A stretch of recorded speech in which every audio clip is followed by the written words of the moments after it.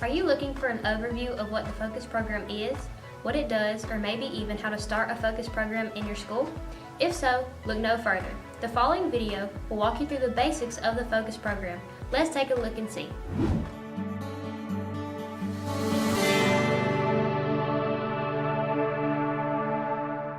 Okay, I would like for you to meet our Focus staff. There's a lot of familiar faces here, and we've worked with many of you, and we do appreciate you coming to kind of learn a little bit more about Focus. But for those of you that are here for the first time, I want you to meet Carol Sprayberry. Carol is a former Focus facilitator from Sylacauga High School. She's a big Roll Tide fan. Actually, I have to say this, she served, tell me if I'm wrong, but she serves on the executive committee for the University of Alabama Alumni Association. She gets to sit with the president and all those people during Alabama games. So, one game, one game a year. Well, that's pretty good. That's a good perk. That's a good perk. But Carol does a great job, and she works all over the state, but she focuses primarily in East Alabama. You saw Deborah Clark when you signed in, and she's out there still, and she'll stay out there for about another 15 or 20 minutes. But Deborah is from Livingston, Alabama, and she works all over the state, but also the Black Belt area, all down West Alabama, and has really grown our program in the last 3 years since she's been on staff with us. Most of you know Tom Robertson. Tom is actually the co-founder of Focus. He and I, working together back in the mid-90s, developed the program. He is an employee of the Alabama Department of Public Health, the HIV division, and but he is, just anything we do, Tom's always there. There you are, Tom. Tom used to have a ponytail. Tom does school-wide assemblies now, and teachers walk up and say, "Did you used to have a ponytail?" Because he's been around quite a while doing school-wide presentations, and after you hear him speak today, I think you'll want to schedule him for your school. So that's Tom Robertson. And my name is Sue Jones, and I am a former teacher and school board member with Jacksonville City Schools, and that is where the Focus program started. As we get into our presentation today, I know all of you are probably on social media. If you're not, that's okay. I know a couple of my immediate family and friends aren't, but if you are, we would really like for you to post some things throughout the day. Hopefully you won't mind if we make pictures. If you do, you better let us know, because we try to connect, and so we want to kind of light it up today, especially Alabama Focus on our Twitter account. We have a lot of superintendents and educators and people from class and Superintendents Association that follow us. So, and some of our funders, and we'll talk more about them later, but it's really good for them to see that we're out doing things. So light that up for us. And also we have Instagram, Facebook, all of them Alabama Focus. So we would appreciate that. So our objectives today, some of the things that we're going to be talking about. First of all, and I'll talk more about this, I have a tendency to get off track and elaborate too much on different slides, but let me just be to the point. We hope at the end of this day, you will be able to locate and know how to utilize the results of the Center for Disease Control and Prevention's Youth Risk Behavior Survey. And we're going to be giving you some information on that.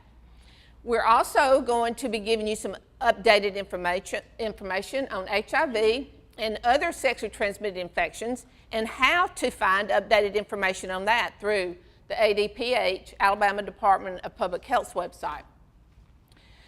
This is broad, but we are going to provide leadership for the implementation of Focus.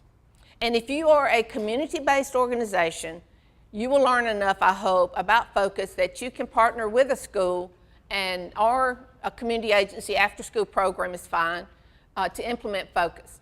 And then at the end of the day today, beginning at 3 o'clock, we are going to be launching a statewide community service project, and we're very excited about sharing that with you. I want to talk for just a minute about who we are and what we do and why we do it. And we will be building on this throughout the day. First of all, our mission is to assist students in becoming active participation in the prevention participants in the prevention of HIV and other adolescent risk behaviors. Now, this is pretty common today across the board. We have student-led prevention throughout different programs. But Focus, remember, started student-led prevention in the mid-90s. 96, 97 is when we started it, and it has continued to grow. And one thing that we like to say is that we serve as the umbrella for prevention programs in the state of Alabama. We, whether it's peer helping, whether it's SAD, anti-bullying prevention, whatever the program is, we like to bring all those programs together for all those facilitators and sponsors to collaborate school-wide, community-wide, and obviously statewide. So that's a little bit about what we do. We are headquartered in Hoover, Alabama. We are a state-funded project, but I am not an employee of the state. I contract with the Alabama Department of Public Health. But like I said earlier, we began at Jacksonville High School in 1997 with 6 students. And today we're very proud to say that cumulatively since our funding started, we have had Focus in all 67 counties, either as an extracurricular, an elective class, infused into an already established program, or attending our facilitator training, or attending one of our statewide youth events. So we've been in all 67 counties. So we're very proud of that, and we hope that we can continue to grow and not have one school in every county, but every school in every county in grades 7 through 12.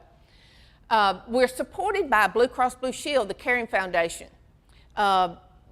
They believe in what we're doing, and they continue to support us, and they have for about 10 years. And they attend some of our events, and they often call or email and tell us about other programs in parts of the state that they would like for us to network and collaborate with to make a joint effort with their funds, and we've been able to do that. One of our recent funders is the Alabama Army National Guard, and that has just been a delight to work with them. They're very energetic, and if you've attended one of our rallies, you've heard them and you've seen them, and they energize the kids. I mean, it's almost like Tom Robertson being there. They just get them whoa and woo-ah, whatever they say. Some of y'all might remember what they say, but they are so energetic, and they have been a bright spot in our program. We also have grown tremendously with our partnership with Sean Stevens through the Guidance and Counseling Department since he's been there. And I will have to give kudos to Carol for this, because Sean was the guidance counselor at Sylacauga High School. When he saw the great job that Carol did there, and he saw that school environment transformed with Focus, with the students having ownership of prevention and taking a leadership role. And he left there and went to the State Department of Education and wanted to see this program in every school.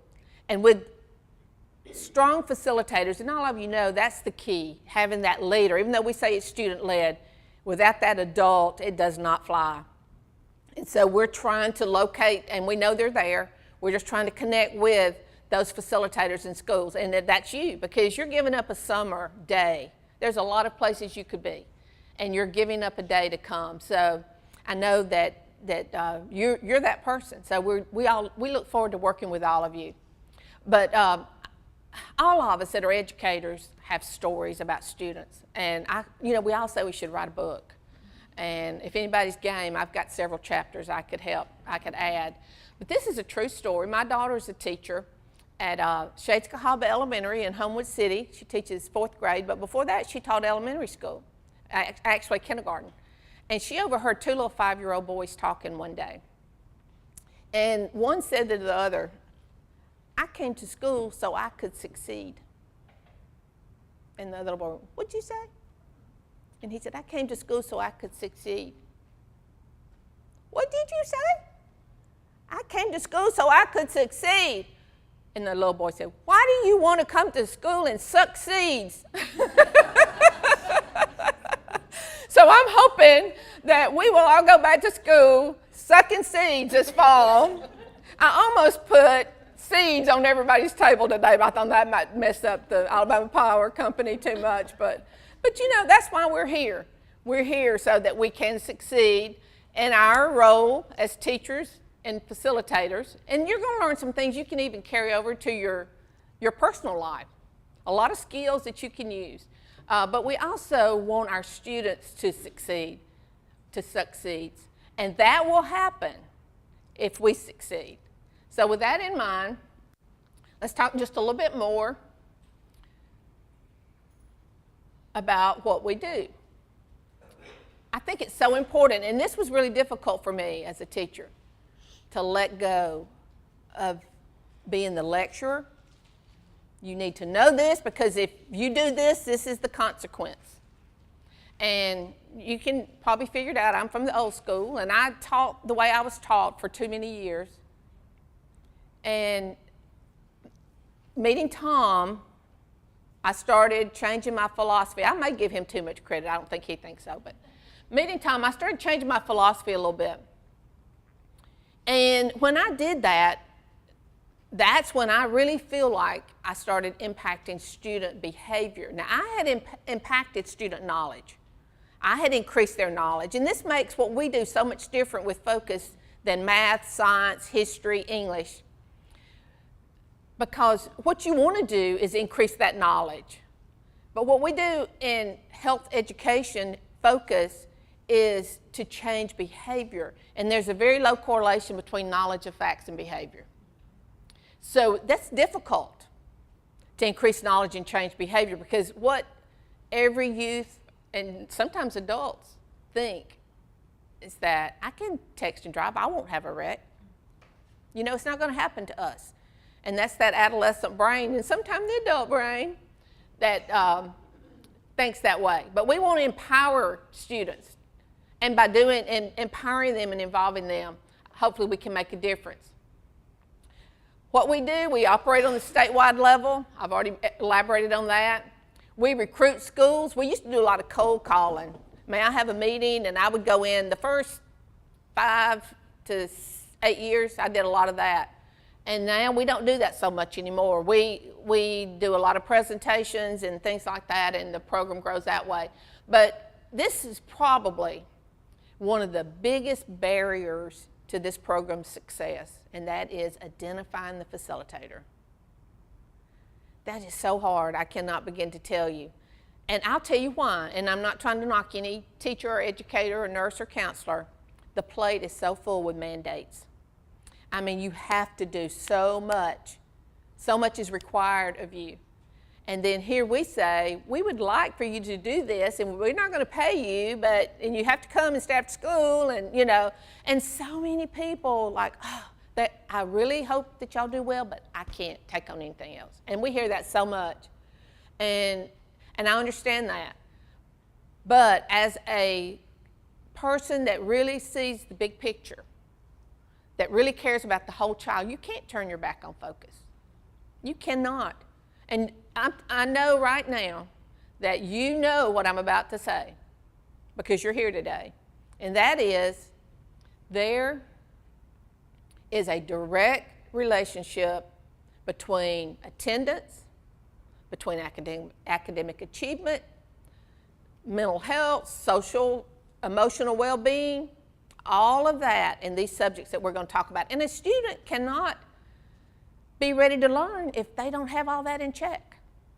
And so you, like I said, you know that. But we've got to get more people on the bandwagon. We've got to identify more facilitators. And we do promote peer-led prevention and peer helping. We don't have time today to train you, but we are going to talk about that in another segment today. But we do a lot of collaboration, and I hope y'all will too. We're going to allow some time today for you to network and collaborate with each other. What are you doing at your school? And I'm new. What can you do to help me? So we're going to do some of that today. And we will always be around to provide training and support for you. If we can't come to you and to your school, we can obviously do it with conference calls and online. We do host statewide youth rallies, and we maintain a website. And if you haven't visited our website ever, I would encourage you to do that. and go ahead and register as a focus school, and you will automatically be registered for our quarterly e-newsletter, and you will know everything we can find out that's going on in the state that you might want to be a part of.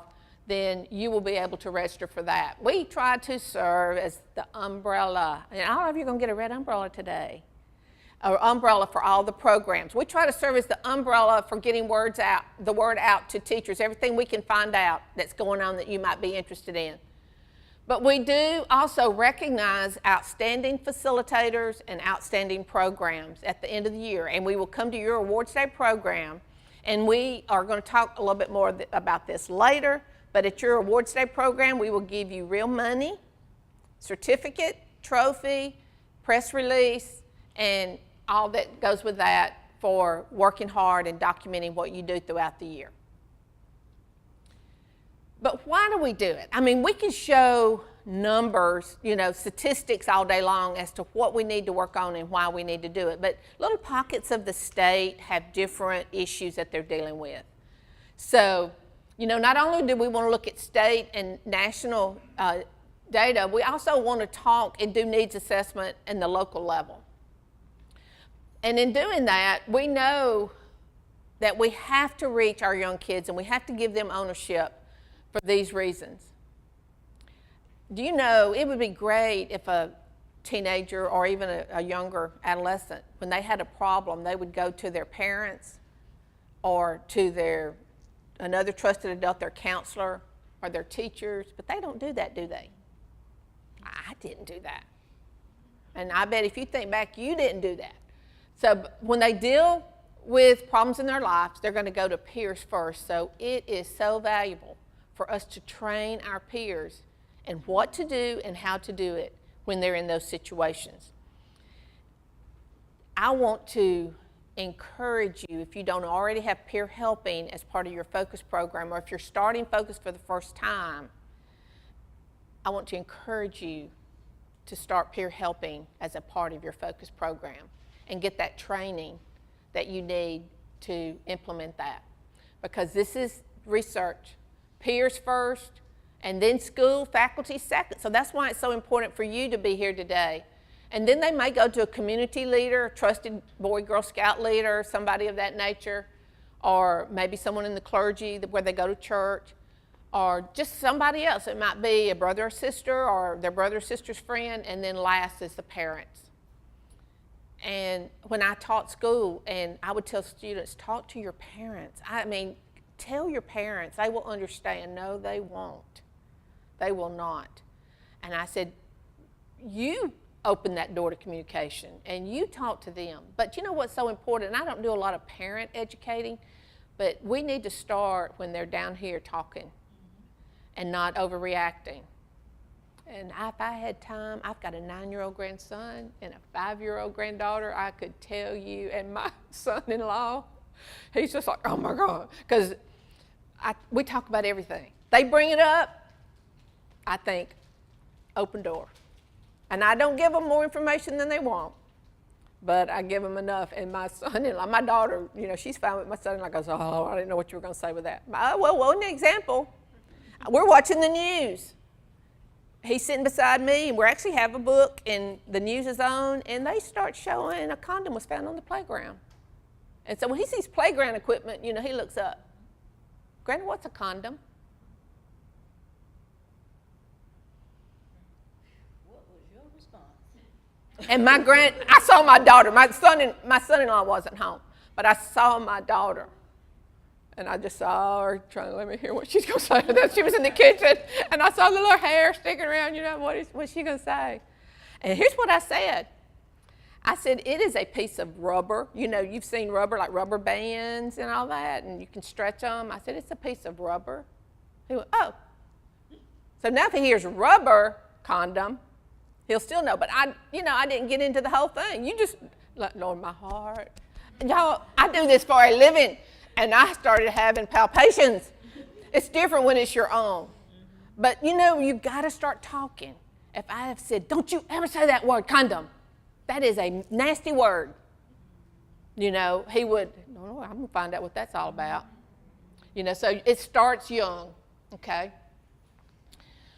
So Why do we do it? I could just go on to the next slide because y'all know all this, but why do we do it? Adolescents are attempting to establish themselves. That's why we've got to do it. And peers exert an important influence in that process. And we've got to address these issues that have been identified through the CDC as being the leading cause of death and disability among adolescents, teens, and adults. And there they are. So when you start with Focus, you've got to familiarize yourself with this information and how you find that. But Focus addresses all these behaviors through peer-led education, prevention activities, and through community partnerships.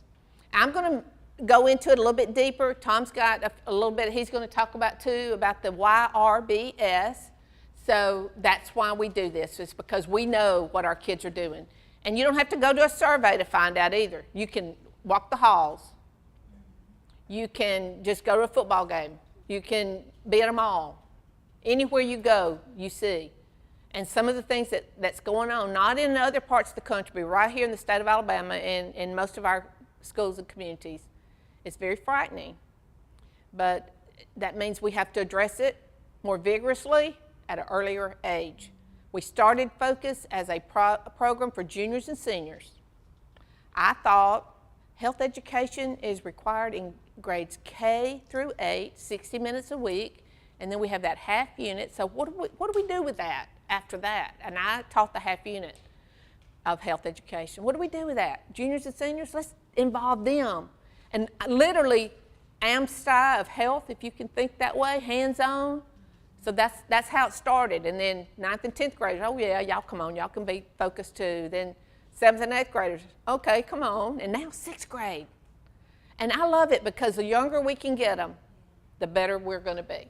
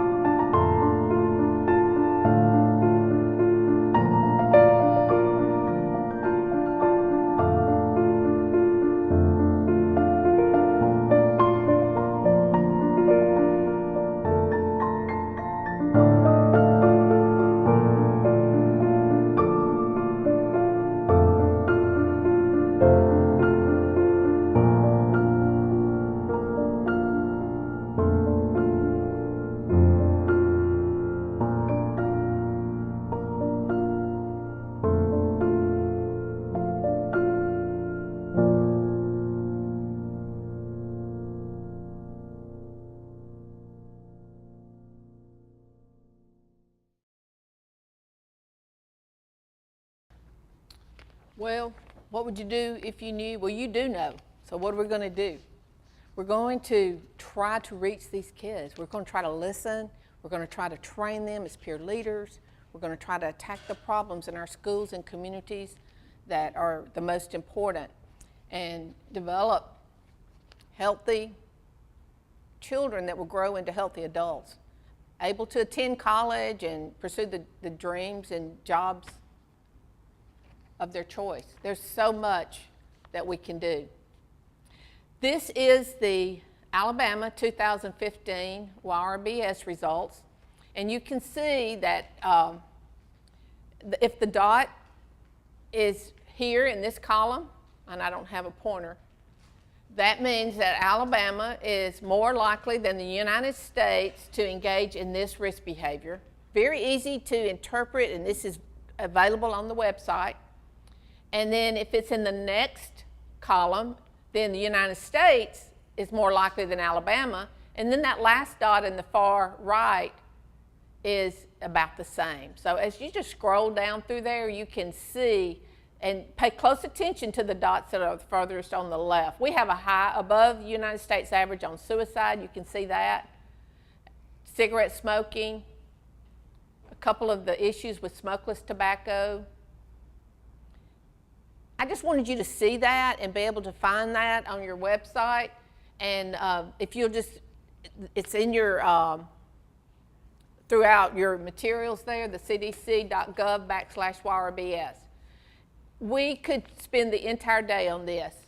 And I have had speakers before to come from the Alabama Department of Public Health to present an hour on this.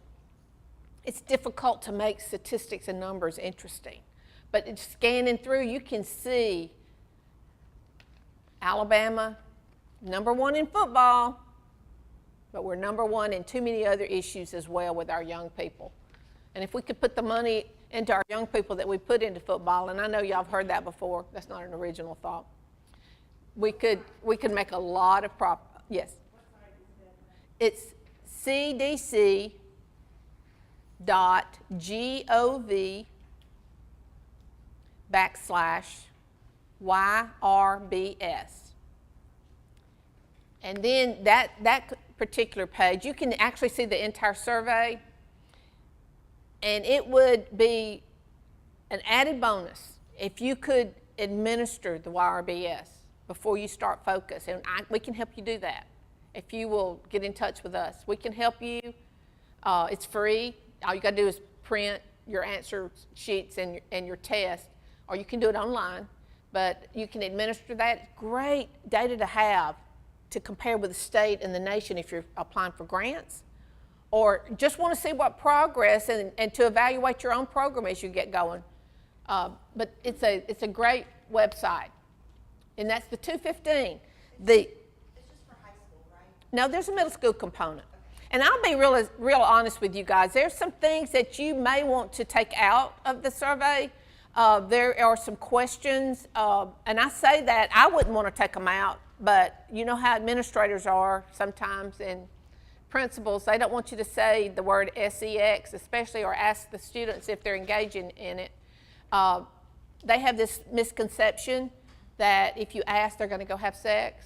You know, I taught history and civics, and I taught them the importance of voting when they got 21. They didn't go out there and stand in the voting line because they were all anxious to vote. You know, they increasing knowledge, and Tom will talk about this a little bit more too, but increasing knowledge does not cause a person to engage in the behavior. Actually, just the opposite is true. And that's why Alabama's numbers are so high, because we do not have coordinated school health, comprehensive sex education. Other states that do have low numbers. Sweeping it under the rug is not the way to prevent it. So that's our, you can go ahead and, what's next after? Okay, there's the address right there, the website address. There's a lot of surveys out there, but let me go back to what I was saying earlier. The YRBS asks very specific questions. And many schools are saying, we want to ask those questions. It's confidential. You know, we're not going to share this. the student, you know how you do the surveys, said we want to have this information, and other schools want to take certain questions out. Even suicide. Some schools say that we don't want to talk about suicide because you might attempt suicide. So we're gradually making some headway there.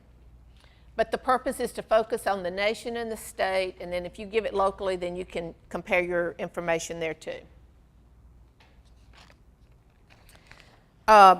So once you've taken a look at that, then the next thing you need to do is just be aware of your own school and community and what you need to do to get the focus program started there. And because it's important for you to plan before school starts. You don't want to plan in November for December. You don't want to plan in January for February, or even January for January. You need to get your group together once, and let's talk about the year, and let's talk about what we want to do and how we want to do it, and you do a needs assessment. You're going to learn today how to train your students to lead focus groups so they can get the information that you want from your students without you asking. Because I don't know about you, but my students would never give me, well, example, we had a group of students arrested for drinking. And we found out there was a keg involved, and there was, you know, we were asking, the police, everybody, where did you get the keg? You're all underage. So we brought in a little focus group, and I wasn't around, and the leaders, and it was anonymous. I don't know who ratted, you know, who told, but it was an anonymous focus group, and we found out where they got the keg. And I walked into our principal's office, and here's the results of some focus groups. I found out where they're buying their cigarettes. Where do you get your cigarettes? Where, you know, and it's anonymous. We didn't know who said what, but you can get some really good information. Where do y'all drink on weekends? All those sorts of things you can find out, and then you have a better idea about how to do your prevention. But you know, you can use your student survey data, the YRBS or PRIDE or whatever you choose. We choose the YRBS. You can look at your school data, your grade, retention, failure rate, graduation dropout rate, attendance before you start, get it, and then implement focus, do it again. And you will be amazed. We've done it, and our evaluation is on our website. Seek administrative support before you start this program. That's vital. I was so fortunate when I started Focus at Jacksonville High School to have administrative support. And this program wouldn't be in existence today if I did not have that, and yours won't either. Yes? When you mentioned seeking administrative support, does that include the superintendent of schools as well as the principals? I started with my principal. And when the principal buys in, usually the superintendent will endorse it as well. But that's how ours started. And I don't want to embarrass anybody in the room, but there's somebody in this room whose father was my administrator when I started. Amy? Raise your hand. I was her teacher. And now she is the focus facilitator and will be the peer leader teacher in an elective class at Jacksonville High School. But yeah, her dad was the principal. And he was my principal for 25 years. And so when he decided that he was not going to be the principal anymore, I was right behind him. I was second in line. Because you know who was replacing him? One of my former students that I used to have to run off from cheerleader practice. I said, oh, this ain't going to happen. Nope, not going to happen. I loved him dearly, and I knew he'd do a great job, but it was time for me to transition. And God had a plan. He had a plan because I went home, and for 1 year, I rested. I cleaned out those drawers that y'all would get to clean out one day. I had a whole year to shop hop, you know, and then I got a call. I mean, would you take what you started at Jacksonville High School statewide? Yeah, I'd love to do that. So now that's what I do. So that's the story. But you've got to have that administrative support. And as we go through today, please don't think that everything we're talking about, you have to start on day one. This program can start small, and many of you have done that, with baby steps, do one or two things, and then build on it. So keep that in mind, and don't feel like, oh, I'm just overwhelmed, I cannot do all this. Because you take it, just cherry pick what you want and use it, and then as you build your program, grow your program. But revisit the most common student issues and needs on your campus each year. It might not be bullying every year. You know, students have different issues that evolve. And one school may have had a student that has passed away from texting and driving. That's what they want to focus on. Another one may have a suicide. Another one may have, hey, see, motorcycle safety? I never thought about motorcycle safety. But you know that we have a focus school that has had 5 deaths from motorcycles? And that's what their project for the year is. And you don't have to do just one. You can do a different one each month. But that's up to you too.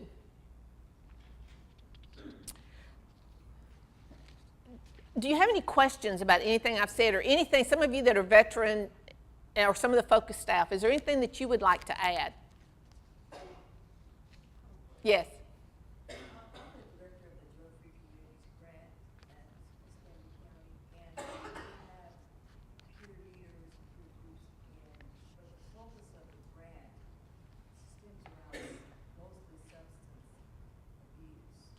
I came today because I want to implement other things that we're talking about today, and I was just trying to figure out how we can stay within the guidelines of the grants requirement, but also implement these other things. Would that be difficult to do? No, not at all. I very often have people come up to me that say, you're funded through the HIV division. How are you talking about suicide? Well, what group of people right now is committing suicide more than any other group? Youth, well, adults, but youth is escalating, 400% increase. Homosexuals are committing suicide, transgender kids. So they ask me, how do you talk about suicide? I can tie everything I do back to HIV, and you can do this, even substance abuse ties back to HIV. HIV ties back to substance abuse. Everything. And we can talk more about that, but I tell you what, when you look at these adolescent risk behaviors, and I believe very firmly in this, and if you have a grant or a focus in your school, you can't have tunnel vision because they're all intertwined. Every one of them are intertwined. And you know what's at the top of the list? Carol developed a Google survey for us to try to decide what topics we were going to address this fall at our rallies. You know, coping with anxiety was the number one thing that our students wanted more on. They're dealing with mental issues that's contributing to all these other behaviors. And we have got to strengthen our mental health in our state and in our nation, but our state and our communities.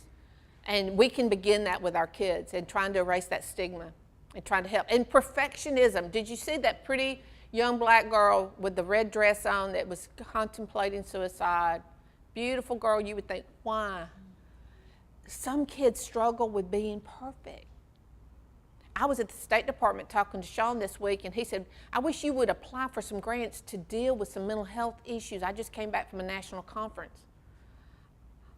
And these kids that are just pushing themselves. It's not always those kids falling between the cracks. The kids up here, too, are dealing with a lot of this, and they're pushing themselves to be perfect, to make all A's, to please their parents, and to wear those cords and graduation. There's a lot of things going on that we can deal with. So they're all intertwined. But at this time, we're going to move on into our next topic. And what we do as Tom's coming forward, and this particular slide, it's one of my favorites. That was made on the climbing wall at our Focus rally. And when I look at that, I see struggle. Look at her face. And he's just like looking down thinking, Oh my goodness. You know, when I look at that, I'm thinking, I must have been crazy to even take a climbing wall and let students climb on that. But you know what? Whatever it takes to engage kids, we've got to do it. Whatever it is. Social media, we've got to engage with them. So whatever it takes.